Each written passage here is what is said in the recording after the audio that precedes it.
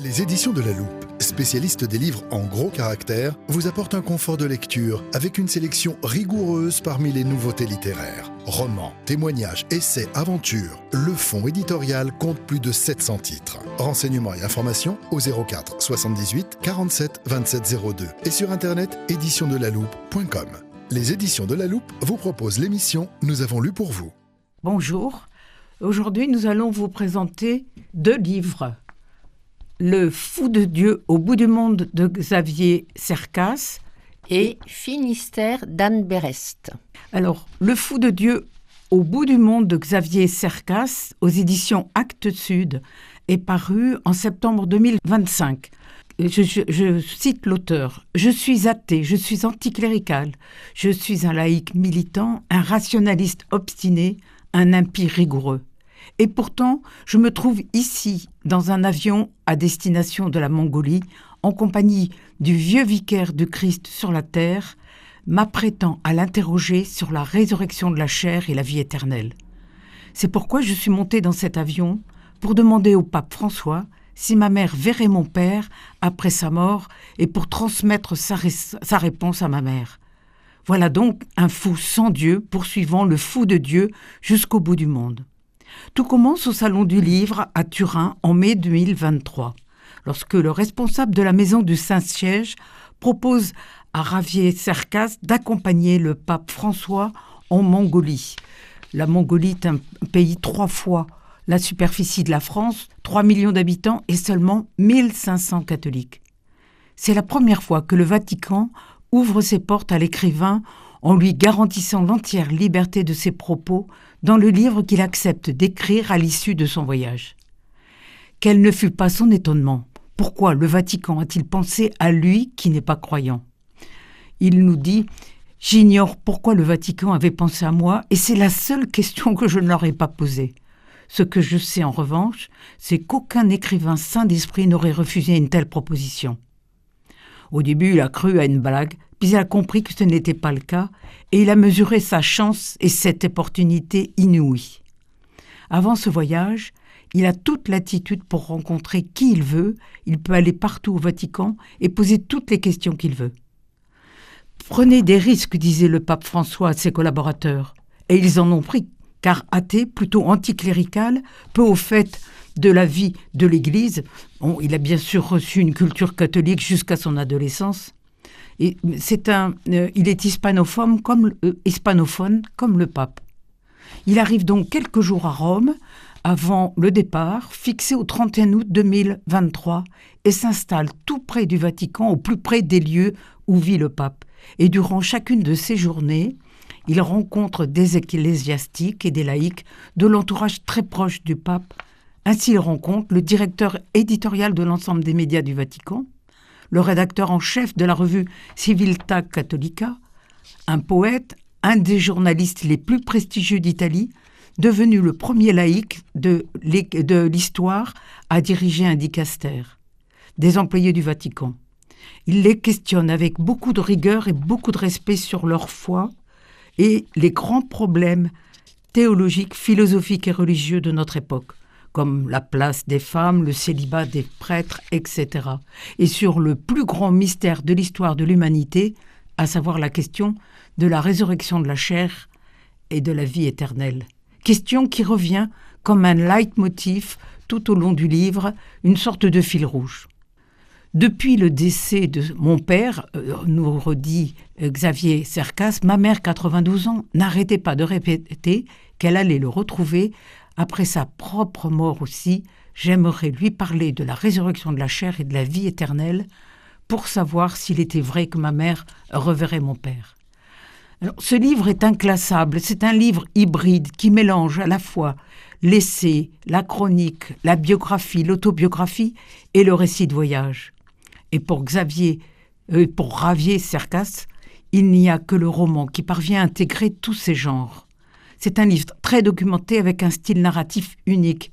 Il manie l'humour, voire l'ironie. C'est un récit très vivant.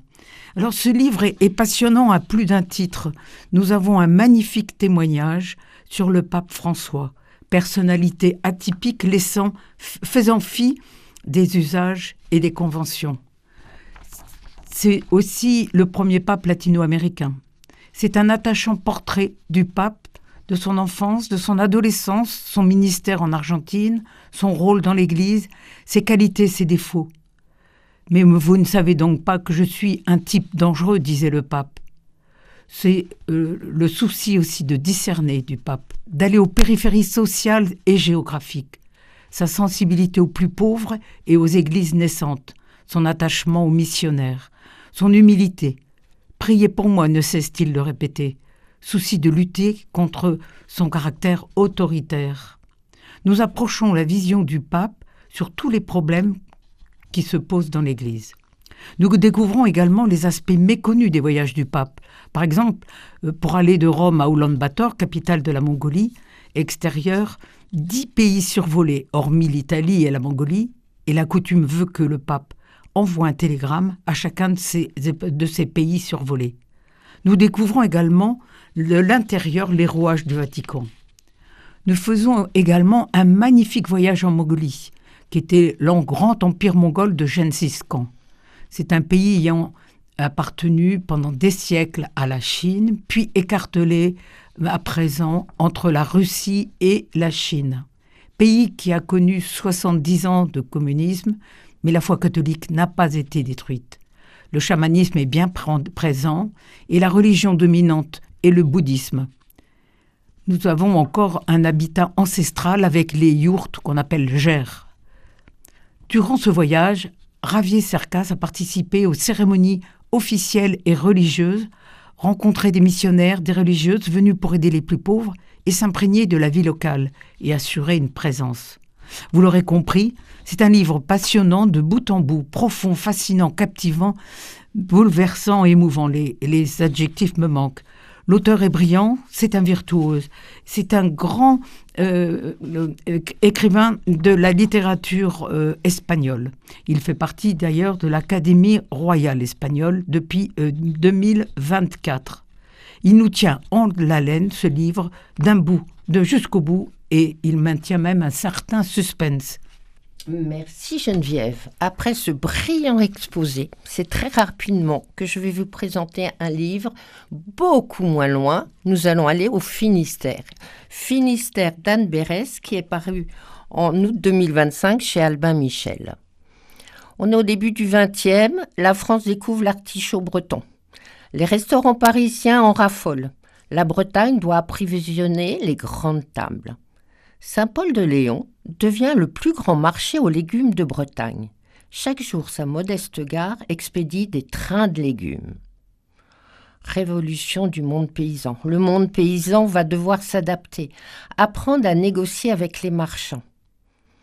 Eugène Berest a 22 ans. Il est énergique et plein de fougue. Avec son collègue Irien, en 1909, il crée le premier syndicat rural de Bretagne. Les paysans doivent être défendus par les paysans, déclare-t-il. Il s'investit dans la vie locale. Besogneux, rapidement, il crée la première coopérative, La Bretonne. Eugène consacre sa vie à sa coopérative et à son syndicat. Il rêve que son fils Eugène poursuive son œuvre. Mais Eugène fils, de quoi rêve-t-il? Et plus tard, Pierre, petit-fils d'Eugène et père de l'auteur, quel chemin va-t-il choisir? À chaque génération des événements, la guerre de 39-40, la révolution de mai 68. De 1909 à aujourd'hui, du syndicat rural de Saint-Paul-de-Léon au syndicat étudiant de mai 68, de Saint-Paul-de-Léon à Paris, comment chaque père a-t-il influencé son fils et que lui a-t-il transmis? Comment chaque fils a-t-il su s'opposer à son père? En se penchant sur l'histoire familiale de son père, Anne Berès va-t-elle comprendre ce que nous transmettent nos ancêtres, comment on peut s'en affranchir, et ainsi va-t-elle réussir, à travers les dits et les non-dits, à se rapprocher de ce père, réussir à recréer un lien avec lui, comprendre ce qu'il lui reproche et pourquoi ils se sont éloignés l'un de l'autre. Un livre très personnel sur la relation avec le père, une fresque de la Bretagne paysanne du début du XXe. Aujourd'hui, nous avons parlé donc de Le fou de Dieu au bout du monde de Xavier, ou Ravier en espagnol, Cercas, aux éditions Actes Sud, et de Finistère, écrit par Anne Béret. Les éditions de La Loupe vous ont présenté « Nous avons lu pour vous ».